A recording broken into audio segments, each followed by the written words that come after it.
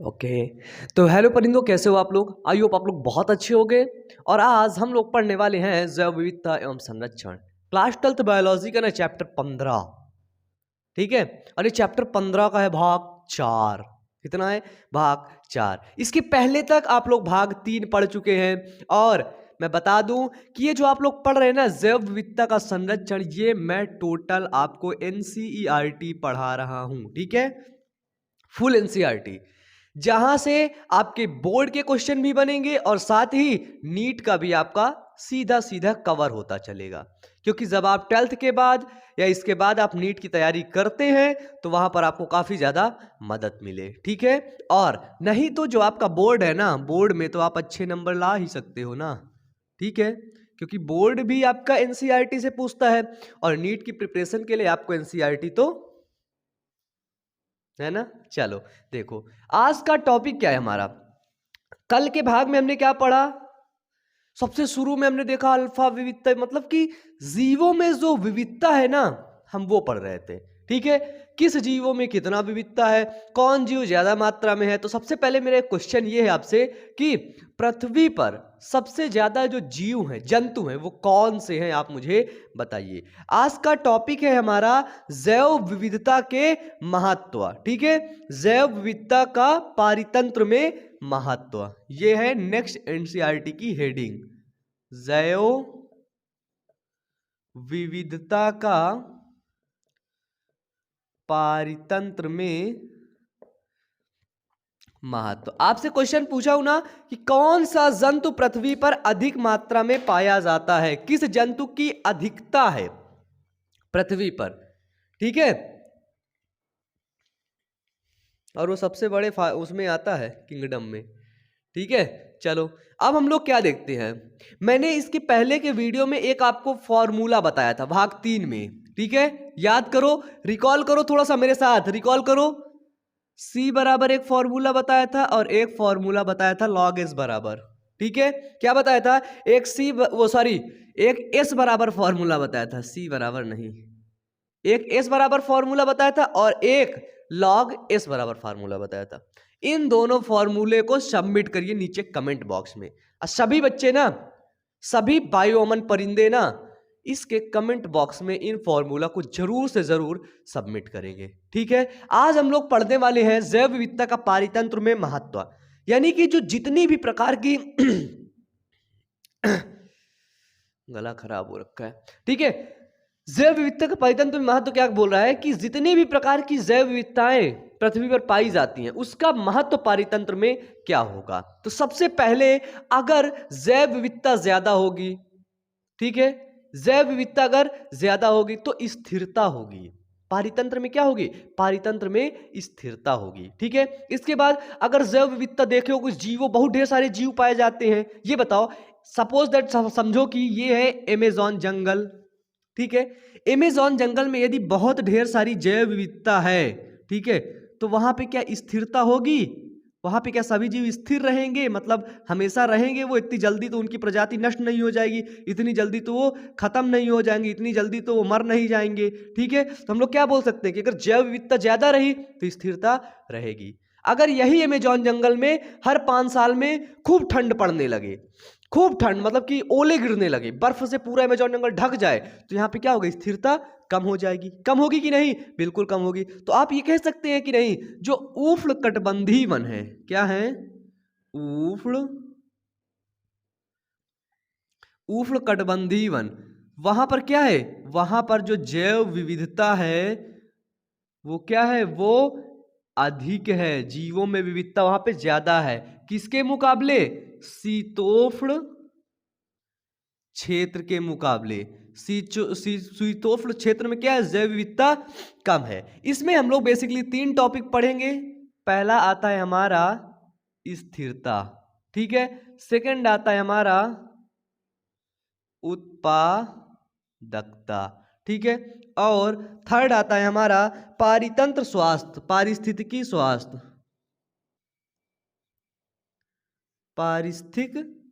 पारिस्थितिकी तंत्र स्वास्थ्य। सही है, एनसीईआरटी हाइलाइट्स हैं ये सब। ठीक है, ठीक है, तो यानी कि हम ये कह सकते हैं कि अगर जीवों में विविधता होगी, अधिक जीव जहां पर पाए जाएंगे, उष्णकटिबंधीय क्षेत्र में ज्यादा जीव पाए जाते हैं, इसकी वजह से वहां पे स्थिरता है कि नहीं। हम लोग क्या बोल सकते हैं कि अगर जैव विविधता अधिक होगी तो वहां पर स्थिरता होगी। ठीक है, वहां के जो जीव है ना वो लगभग बहुत दिन तक उसी में रहते हैं, सालों, 100 साल, 200 साल तक रहते हैं। जैव विविधता अगर होगी तो वहां पर क्या होगी, वहां पर स्थिरता होगी।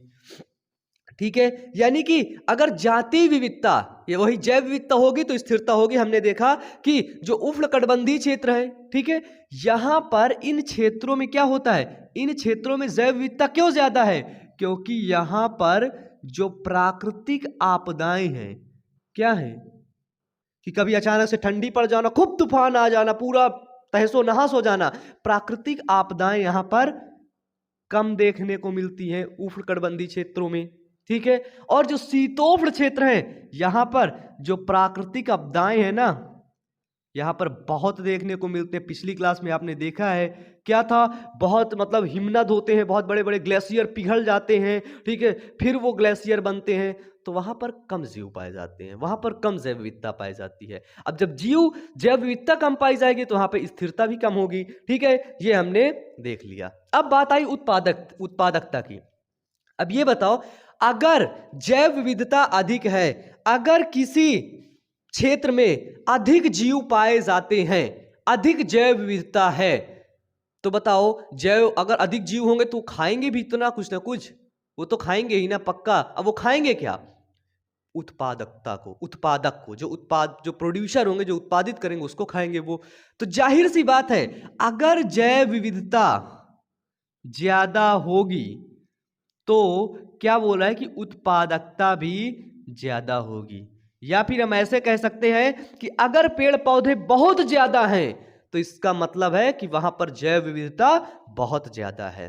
ठीक है, अगर हम पेड़ पौधों को देख के बता रहे हैं तो बोल देंगे जैव विविधता बहुत ज्यादा है। अगर जैव विविधता देख के बोल रहे हैं तो हम बोल देंगे भैया ये जैव विविधता है तो इनके खाने वाले उत्पादकता की भी बहुत ज्यादा होगी। ठीक है, ये हुआ उत्पादक। अब यहां पर एक वो आता है ना, उत्पादकता में क्या होता है, एक आपका चार्ट आता है, ठीक है, एक परिकल्पना आती है जिसको हम लोग एनसीईआरटी में पढ़ेंगे। ठीक है, एग्जैक्टली मैं इसे सोच रहा हूं कि यहां पर पढ़ा दूं कि एनसीईआरटी हाइलाइट्स में ही मैं इसको पढ़ा दूं, तो मुझे ऐसा लग रहा है कि मैं आपको एनसीईआरटी हाइलाइट्स में ही इसको सब पढ़ा देता हूं। ठीक है, ऐसा ही करूं।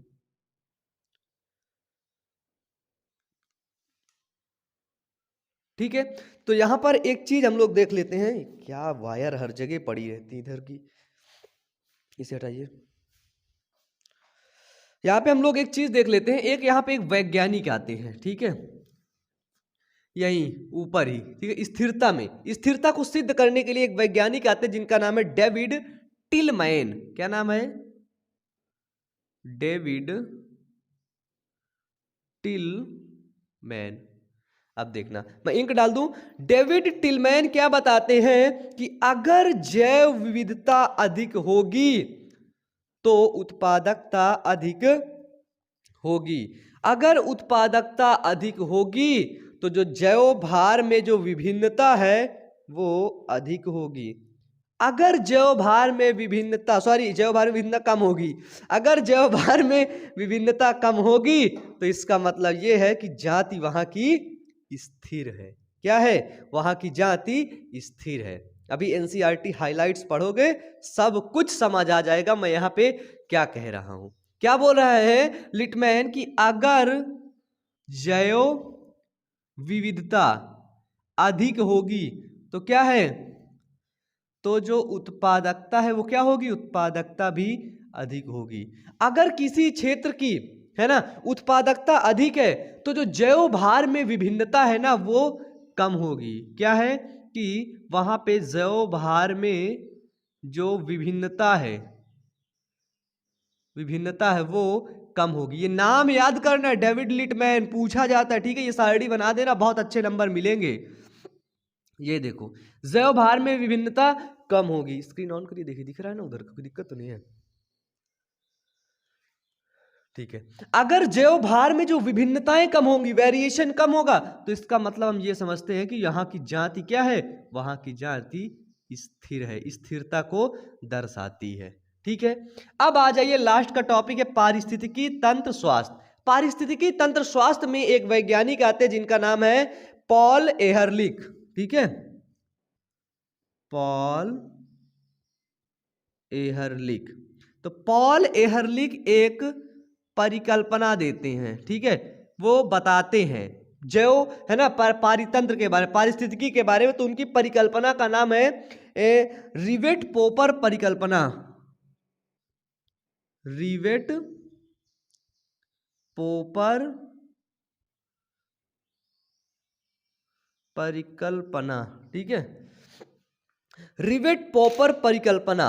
अब देखो रिवेट पोपर रिवेट पोपर परिकल्पना में क्या बताया जाता है कि इन्होंने बताया कि सपोज दैट, आप लोग समझो कि ये एक वायुयान है।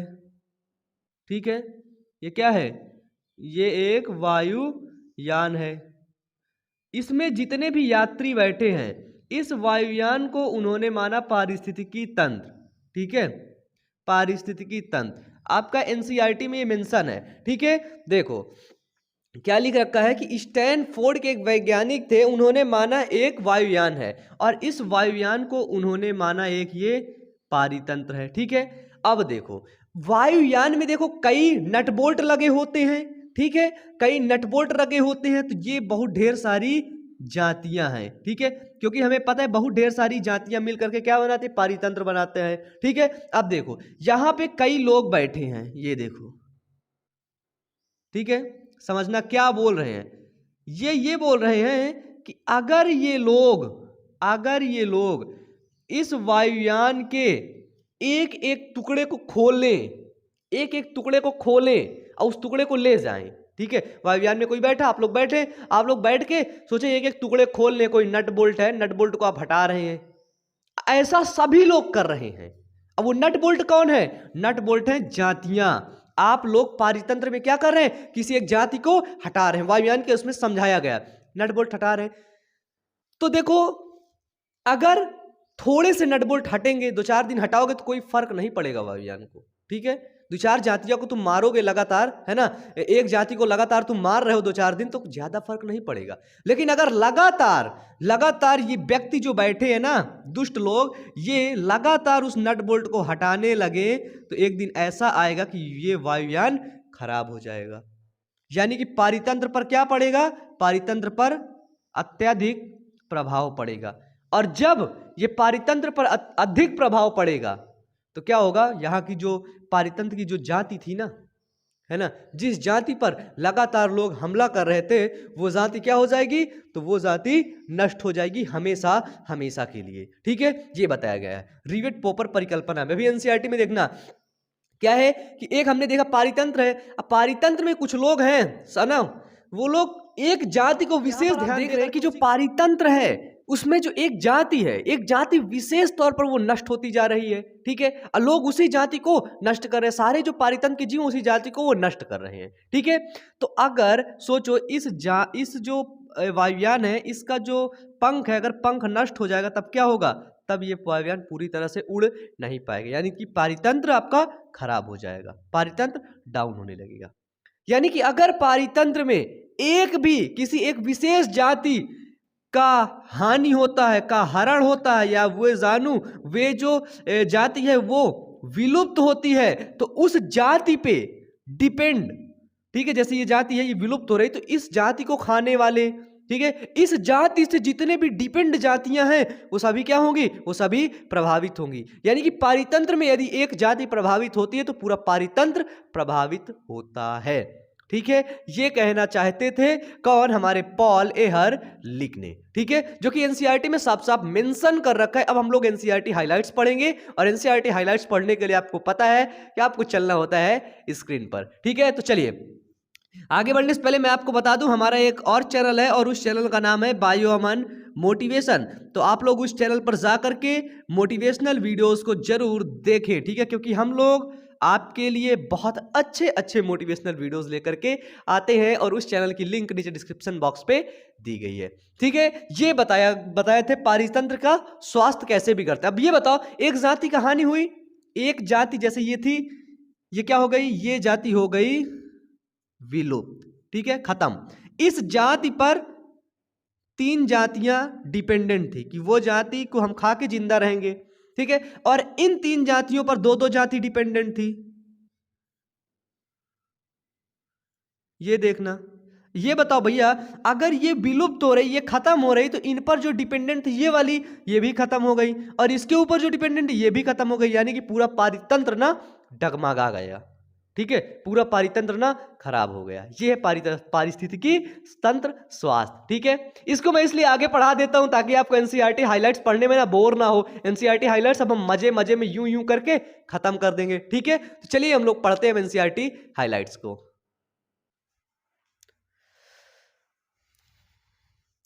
तो देखिए, अब हम यहाँ पे पढ़ेंगे जाति विविधता का पारितंत्र में महत्व। क्या पढ़ेंगे, जाति विविधता का पारितंत्र में किस प्रकार से महत्व होता है। ये एनसीईआरटी जो हाइलाइट्स है आपको दिख रहा है, ठीक है।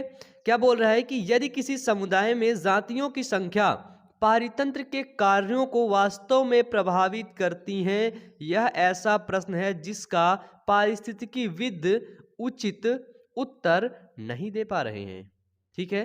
पारिस्थितिकी वैज्ञानिक इसका उचित उत्तर नहीं दे पा रहे हैं कि जो जातियों की संख्या है वो पारितंत्र के कार्य को वास्तव में प्रभावित करती है, ठीक है। देखिए आगे देखिए, बहुत से दशकों तक, ठीक है, कितने दशकों तक, बहुत से दशकों तक पारिस्थितिकी विदों का विश्वास था कि जिस समुदाय में अधिक जातियां होती हैं वह पारितंत्र कम जाति वाले समुदाय से अधिक स्थिर होता है।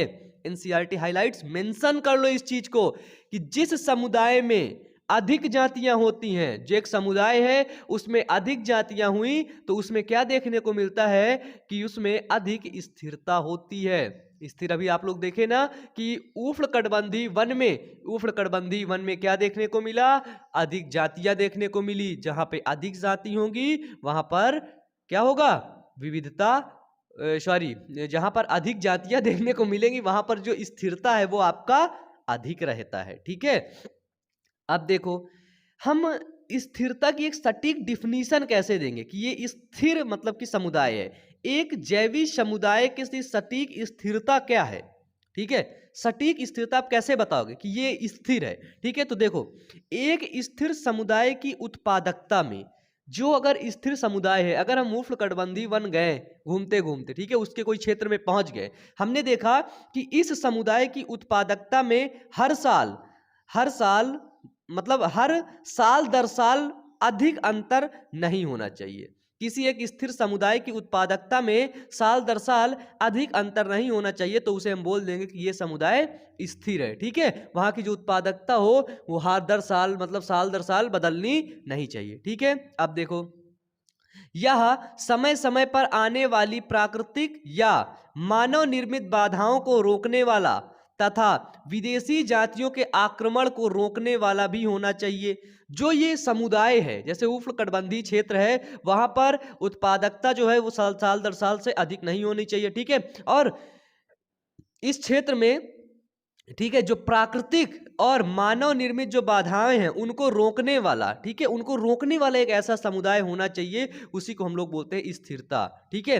कि कोई विदेशी जाति आकर के आक्रमण कर दिया, वहां के अधिक जातियां खत्म हो गई, तो हम उसको नहीं स्थिर बोलेंगे, ठीक है। स्थिर किसको बोलेंगे कि भैया वो प्राकृतिक आपदाओं से भी वो रोक सके, ठीक है, झेल सके, और मानव निर्मित जो बाधाएं हैं ना उनको भी वो झेल सके, और कोई अगर विदेशी जाति आकर के उस पर आक्रमण करती है उसको भी वो झेल सके, तब हम बोलेंगे कि ये स्थिर है, ठीक है। अब देखिए, ये आता है डेविड लिटमैन। कौन से लिटमैन, डेविड लिटमैन। अब देखो, डेविड लिटमैन द्वारा प्रयोगशाला के बाहर भूखंडों तक लंबे समय तक एक पारितंत्र इकोसिस्टम के प्रयोग इस बारे में कुछ प्रारंभिक उत्तर देते हैं। क्या देते हैं बच्चे, उत्तर देते हैं। देखो, लिटमैन ने पाया कि उन भूखंडों ने जिन पर अधिक जातियां थी, लिटमैन ने क्या पाया कि उन भूखंडों में जिन पर अधिक जातियां थीं साल दर साल कुछ जैवभार में कम विभिन्नताएं दर्शाई। ठीक है, जिनमें अधिक जातियां थी वो कुछ जो जैवभार थे उनमें कम विभिन्नताएं दर्शाई उन्होंने, वो मतलब बिल्कुल सटीक पा गए। ठीक है, उन्होंने अपने प्रयोग में यह भी दर्शाया कि विविधता में वृद्धि से उत्पादकता बढ़ती है। अगर जैव विविधता ज्यादा रहेगी तो उत्पादकता क्या होगी, बढ़ेगी। ठीक है, विविधता में वृद्धि से उत्पादकता बढ़ती है। एनसीईआरटी हाइलाइट्स, मेंशन कर लो इस चीज को। ठीक है, खोल के रख लो। अब चलो हम लोग चलते हैं इसके आगे। ठीक है, अगले भाग में, अगला भाग है हमारा, यद्यपि हम पूर्ण रूप से यह नहीं जानते कि कैसे जाति समृद्धि पारितंत्र अच्छा बनाए रखने में सहयोग प्रदान करती हैं, यह समझते तथा महसूस करते हैं कि, इसको देखना यही इंपॉर्टेंट है। ठीक है, कि समृद्ध जैव विविधता केवल अच्छे पारितंत्र के लिए आवश्यक नहीं है। एक जो समृद्ध, एक मतलब सुखद समृद्ध है ना, अच्छा जो जैव विविधता है वो केवल अच्छे पारितंत्र के लिए ही आवश्यक नहीं है, बल्कि इस ग्रह पर मानव जीवन को जीवित रखने के लिए भी आवश्यक है। इस चीज को समझ लो कि जो अच्छा पारितंत्र है, अच्छा वातावरण है, वो क्या है, वो मानव जीवन को जीवित रखने के लिए बहुत ज्यादा आवश्यक है। ठीक है, इस समय जब हम जातियों की भयावह गति को खो रहे हैं तब प्रश्न उठता है। ठीक है, इसमें आपको बताया जा रहा है कि जब आप कोई जाति को खो रहे हैं, ठीक है, कोई जाति विलुप्त हो रही है, तो उसका किस प्रकार से आप पर प्रभाव पड़ रहा है। ठीक है, अगर 20,000 चींटियों की जातियों के स्थान पर केवल 15,000 चींटी की जाति पड़े तब आपका क्या प्रभाव होगा। तो इसको आप लोग अपने से पढ़ के गूगल से हाईलाइट करके देखेंगे। ठीक है, चलिए नेक्स्ट चीजें अब देख लेते हैं हम। ओके, चलिए नेक्स्ट है कि इन सीधो प्रश्न का उत्तर नहीं है। ठीक है, जो ये सीधे प्रश्न पूछ लिए जाते हैं कि भाई 15-20,000 चींटी की जाती थी, 15,000 बची तो क्या है, तो इसको आप लोग जाके गूगल करके देखेंगे। ठीक है, लेकिन उत्तर नहीं है। लेकिन स्टैनफोर्ड के, ठीक है, स्टैनफोर्ड के वो पारिस्थितिकीविद पॉल एहरलिख, ठीक है, कौन है, पॉल एहरलिख द्वारा प्रयोग की गई नई रिवेट पोपर परिकल्पना, अभी मैंने आपको बताया, रिवेट पोपर परिकल्पना से हम एक सही विचार प्रस्तुत कर सकते हैं। ठीक है, इस परिकल्पना से हम एक सही विचार प्रस्तुत कर सकते हैं। देखो क्या क्या मेंशन एनसीईआरटी में कि एक वायुयान, अभी वायुयान बना के समझाया था ना, वायुयान मतलब पारितंत्र। ठीक है, उसमें ये वायुयान है। ठीक है, इसमें बहुत ढेर सारी जातियां बैठी हैं, वो जातियां क्या कर रही हैं, एक बोल्ट को, एक रिवेट को हटा रही हैं। ठीक है, एक रिवेटों को जब वो हटा रही तो एक समय ऐसा आएगा कि वो वायुयान खराब हो जाएगा, और वो वायुयान खराब होगा तो क्या होगा, उस वायुयान पे जितने लोग, जितनी जातियां निर्भर रहेंगी, जितने लोग बैठ के सफर करने के लिए निर्भर रहेंगे, वो खराब हो जाएंगे। ठीक है, चलिए देखो यहां पे समझो कि एक वायुयान में हजारों रिवेट, वायुयान को हमने माना पारितंत्र, और उसमें हजारों रिवेटों यानी कि हजारों जातियों द्वारा सभी भागों को जोड़ा जाता है। ठीक है, एक वायुयान हमने देखा और उसमें हजारों रिवेट, हजारों जातियों द्वारा उसके भागों को जोड़ा गया। ठीक है, वायुयान किससे जुड़ते हैं, नट बोल्ट से जुड़ते हैं भैया, नट और बोल्ट उसमें जब लगा के कसोगे तभी तो एक एक पार्ट कस के पूरा एक वायुयान बना देते हैं। ठीक है, जोड़ा जाता है। यदि वायुयान का हर यात्री, ठीक है, यदि जो वायुयान है उसका हर यात्री अपने साथ एक रिवेट यानी कि एक खीली को, एक नट बोल्ट को ले जाने लगे, ठीक है, अब एक खीली को ले जाता है मतलब जाति, एक एक जाति विलुप्त हो रही है, जाति विलुप्ति का कारण। ठीक है, एक आया, एक नट बोल्ट को खोला मतलब कि वो एक जाति को विलुप्त कर रहा है। ठीक है, जाति को ले जाने लगे, तब आरंभ में जहाज की सुरक्षा प्रभावित नहीं होगी। ठीक है, एक आदमी आए, दो आदमी आए, एक एक दो दो बोल्ट खोल के ले गए, तो आरंभ में, प्रारंभिक में ना उसकी सुरक्षा प्रभावित नहीं होगी। लेकिन यदि अधिक रिवेटों हटा लिया जाए, ठीक है, यदि अधिक उसके नट बोल्ट बैठे रहो, अब बैठे वायुयान में सफर कर रहे हो, सफर करते करते कोई काम ना हुआ, चलो नटे बोल्ट खोलो, वायुयान के नटे बोल्ट खोले जा रहे हो, ठीक है, तो कह रहा है अगर दो चार तो खोलोगे तो कोई ज्यादा प्रभाव नहीं पड़ेगा, है ना, अगर दो चार जातियां मरेंगी, मतलब दो चार जातियां विलुप्त होंगी, कोई ज्यादा प्रभाव नहीं पड़ेगा, कोई दो चार जातियों को तुम लोग मारोगे तो ज्यादा प्रभाव नहीं पड़ेगा। लेकिन यदि अधिक जातियों को तुम, उसी जातियों को लगातार अधिक मारते जा रहे हो, तब कुछ समय बाद जहाज खतरनाक रूप से कमजोर हो जाएगा। अगर तुम जातियों को लगातार हानि पहुंच रही है, जाति लगातार विलुप्त हो रही, तो कुछ समय बाद जहाज वायुयान यानी कि कुछ समय बाद पारितंत्र हमारा कमजोर हो जाएगा। साथ साथ यह भी महत्वपूर्ण है कि कौन सा रिवेट हटाया गया है। यह सबसे बड़ा महत्वपूर्ण है कि भैया तुम कौन सी जाति को नष्ट कर रहे हो। ठीक है, जो जाति कौन सी जाति को नष्ट कर रहे हो, यह भी देखना है कि जो जाति को तुम नष्ट कर रहे हो उस जाति पर कितने और जाति निर्भर हैं। ठीक है, ये बहुत ज्यादा महत्वपूर्ण है। ठीक है, देख लो साफ से लिखा है कि साथ ही यह भी महत्वपूर्ण है कि तुम कौन से रिवेट के हटा रहे हो। अगर सीधे पंखे वाला बोल्टवा खोल दियो तो पंखा वाला तो खत्म, जब वो खत्म तो वायुयान पूरा गिर गया, यानी कि आपका पारितंत्र पूरा नीचे जमीन पे गिर गया, लौट गया, खराब हो गया, है ना। देखो क्या देख रखा है, साथ ही यह भी महत्वपूर्ण है कि कौन से रिवेटों को हटाया गया है।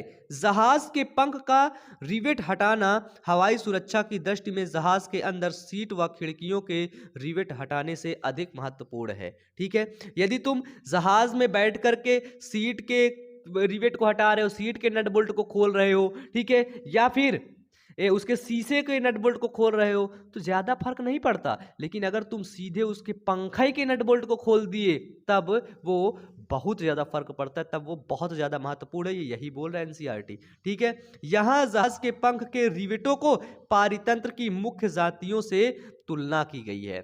क्या की गई है, यहाँ पे क्या किया गया है कि जहाज के पंख के रिवेटों को पारितंत्र के मुख्य जातियों से तुलना की गई है। ये बताया गया है कि अगर एक पारितंत्र में किसी जाति लगातार कोई जाति विलुप्त हो रही है, लगातार हट रही है, तो उसका प्रभाव ना पारितंत्र पे किसी अन्य जीव को बहुत ज्यादा मात्रा में पड़ेगा।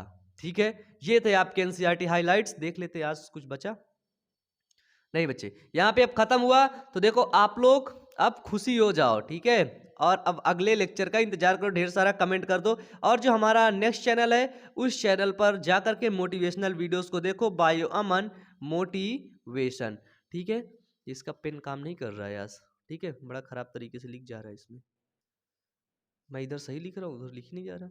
ठीक है, तो चलिए ठीक है, हम इसे सुधरा लेंगे जैसा भी है। तो आप लोग बायोमन मोटिवेशन चैनल पर जाकर के मोटिवेशनल वीडियोस को देखो, और वीडियो को बच्चे लाइक करके कमेंट करके बता देना कि वीडियो कैसा लगा, पढ़ने में मजा आ रहा है। देखो जैव विविधता ना थोड़ा सा बोरिंग चैप्टर है। ठीक है, बोरिंग है तो इसमें थोड़ा सा है ना हम लोग मजे ले लेकर पढ़ेंगे। ठीक है, चलो ठीक है, पढ़ते रहो, मेहनत करते रहो। Wish you all the best, thank you.